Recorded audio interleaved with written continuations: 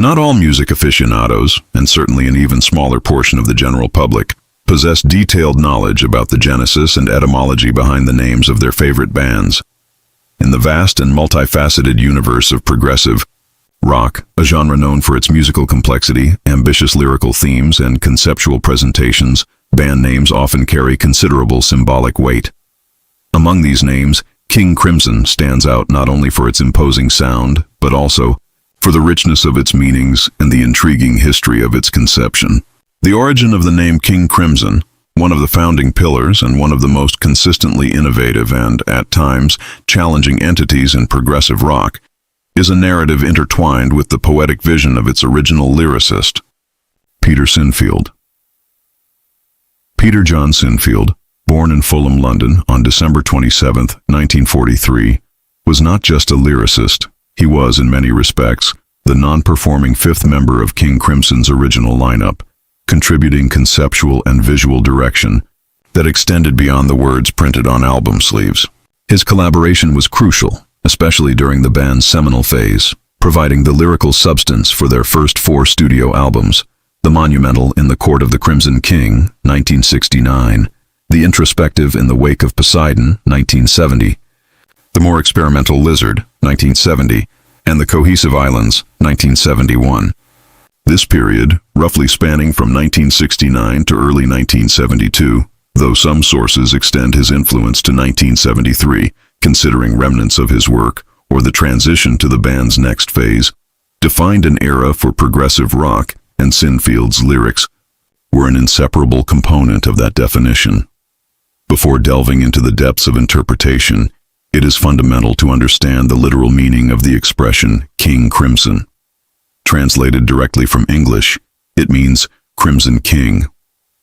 The term crimson, or its close variants like carmine and magenta, refers to a specific shade of deep red, a red that, in its chromatic composition, subtly leans towards blue or purple, imbuing it with a richness and solemnity that pure primary red might not possess. It is a color historically associated with royalty, power, blood, passion, and, at times, danger and sacrifice. According to Peter Sinfield himself, he coined and proposed this name to christen the band at the time of its formation in 1969. This new musical entity emerged from the ashes, or rather, evolved organically from a previous lesser-known but musically interesting trio called Giles, and Fripp. The group Giles, and Fripp consisted of brothers Peter Giles, bass, vocals, and Michael Giles, drums, vocals, along with guitarist Robert Fripp. They released a single album in 1968, titled The Cheerful Insanity of Giles, and Fripp. This work, though now considered an interesting precursor to what King Crimson would become, possessed a quite distinct sound, blending psychedelic pop with touches of British humor, jazz influences, and chamber classical music. It was, in essence, a group that already demonstrated an inclination towards experimentation and genre fusion, what we might today classify as crossover. They were already working with elements that would be expanded in King Crimson: psychedelia, catchy pop melodies, classically influenced arrangements, and jazz improvisation. This, therefore, was the embryo, the crucible, where the first ideas that would lead to King Crimson's revolutionary sound began to be forged from 1969 onwards. Sinfield's choice of the name King Crimson was not random. There are several narratives and suppositions about his motivations. The most direct and frequently cited by Sinfield himself is that he sought a name that sounded grander, more imposing, and with greater impact than the simple and functional Giles, and Fripp.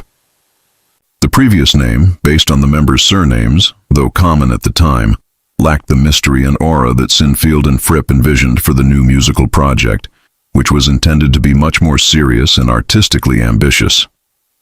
King Crimson was born with the intention of breaking barriers, and its name needed to reflect this audacity. The transition from Giles, and Fripp to King Crimson involved significant lineup changes. Peter Giles left the group, being replaced by the talented bassist and vocalist Greg Lake. Additionally, multi-instrumentalist Ian MacDonald, keyboards, woodwinds, mellotron, vocals, joined the band. having already collaborated with Giles, and Fripp in its final stages. Thus, the quintet formed by Robert Fripp, guitar, Greg Lake, bass, vocals, Michael Giles, drums, vocals, Ian MacDonald, keyboards, woodwinds, and Peter Sinfield, lyrics, lighting, concept, brought King Crimson to life. In October 1969, they released their debut album, In the Court of the Crimson King, a masterpiece that is widely considered by critics, musicians, and fans, and I include myself in this group, as the first truly and completely progressive rock album in history, establishing a new paradigm for the genre. The iconic cover art, painted by Barry Godber, with its screaming face in shades of red and blue, perfectly captured the intensity and anguish of the music contained within the record. The figure of the Crimson King is explicitly mentioned in the lyrics of the album's title track, The Court of the Crimson King. In this epic song, the Crimson King is not alone. He is part of a fantastical and allegorical court. Sinfield's lyrics evoke an almost medieval or dark fairy tale setting, populated by other characters named by colors: the Purple Piper, who plays his tune, the Black Queen, who sings the funeral song, and the Yellow Jester, who does not play, but gently pulls the strings. Alongside these figures, the Crimson King presides over his court, a place of rituals and mysteries. This personification suggests that the band's name could refer to a central character in a mythopoetic universe created by Sinfield. Expanding on this idea, investigations and speculations suggest that the Crimson King could also symbolize an archetype of a monarch whose reign is under threat, a leader facing profound social unrest, internal discord, and the malaise of his people. In this context, any king whose domain was shaken by severe social inequalities, by intense popular outcries for change, or by a crisis of legitimacy, could be metaphorically termed a Crimson King. This interpretation would resonate with the climate of protest and social transformation of the late 1960s, the period in which the band was formed. Subsequently, Robert Fripp, the musical mind and constant presence in King Crimson through its numerous incarnations, introduced another layer of meaning, possibly more esoteric. Fripp suggested that King Crimson could be a synonym or a euphemism for Beelzebub. Beelzebub is a prominent figure in demonology, often described as one of the princes of demons, sometimes even identified as Satan himself or one of his most powerful lieutenants. The word Beelzebub has Hebrew origins, Baal-Zebub, and one of its literal translations is Lord of the Flies. In iconographic representations, demonic entities, including Beelzebub, are frequently associated with the color red, the color of hellfire, blood, and wrath. Beelzebub is, in many traditions, considered the king of the underworld, the sovereign of the infernal hosts. This connection would add a darker, more transgressive dimension to the band's name, aligning with the sometimes chaotic, dissonant, and unsettling nature of their music. However, Fripp, known for his keen intellect and his interest in philosophical and spiritual systems, such as the teachings of G.I. Gurdjieff and J.G. Bennett, also explored an alternative and, for him, preferable etymology. He noted that Beelzebub could be a phonetic corruption of the Arabic expression Bil Sabab, or variations like Bilab. This expression in Arabic can be interpreted as man with a purpose, he who has a cause, or man who has a goal. Fripp avowedly preferred this connotation, which stripped the name of its purely demonic charge and imbued it with a sense of purpose, direction, and the pursuit of a higher objective. This resonates with Fripp's own philosophy regarding music as a discipline, a path to transcendence and self-discovery. The man with a purpose would be the artist on his journey, the musician seeking perfection or authentic expression through his art. Therefore, the origin of the name King Crimson, proposed by Peter Sinfield, is multifaceted and open to multiple layers of interpretation.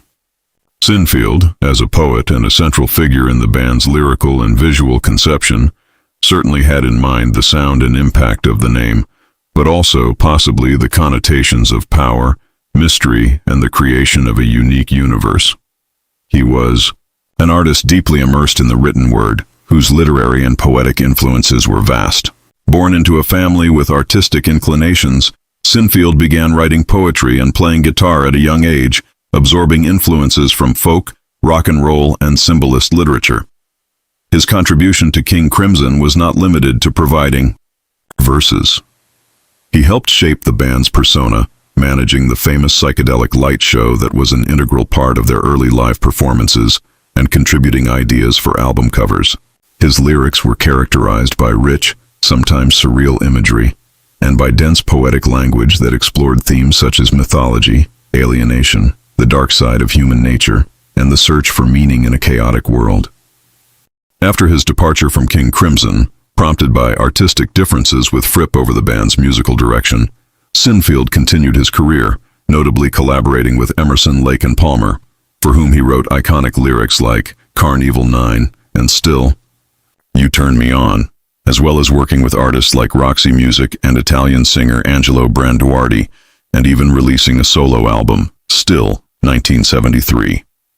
His trajectory demonstrates an artist who always sought to integrate poetry and music in innovative ways. In summary, the expression King Crimson can be understood as, literally, Crimson King, a figure of power and vibrant color, a central character within the lyrical and poetic universe created by Sinfield, as seen in the track, The Court of the Crimson King, inhabiting a realm of fantasy and symbolism. Metaphorically, a king whose reign is marked by instability and popular outcry, reflecting social or psychological tensions, an allusion to Beelzebub, the Lord of the Flies and Prince of Demons, suggesting a darker, more transgressive dimension, perhaps reflecting the sometimes abrasive and challenging nature of the band's music. Through Fripp's preferred interpretation of the Arabic corruption Bil Sabab as man with a purpose, or he who has a goal, imbuing the name with a sense of artistic purpose and spiritual quest. This richness of interpretation is, in itself, very King Crimson. The band has never offered easy answers, whether in its music, its lyrics, or its own identity. The name, so enigmatic and evocative, serves as a perfect gateway to the complex, intellectually stimulating, and emotionally powerful musical experience that King Crimson has provided its listeners for over 5 decades. I hope this in-depth analysis is satisfactory. I will continue to explore the origins of the names of other seminal progressive rock bands, as each one carries fascinating stories that reveal much about the creativity and cultural context of their time. A big hug to all music enthusiasts who seek to go beyond the surface.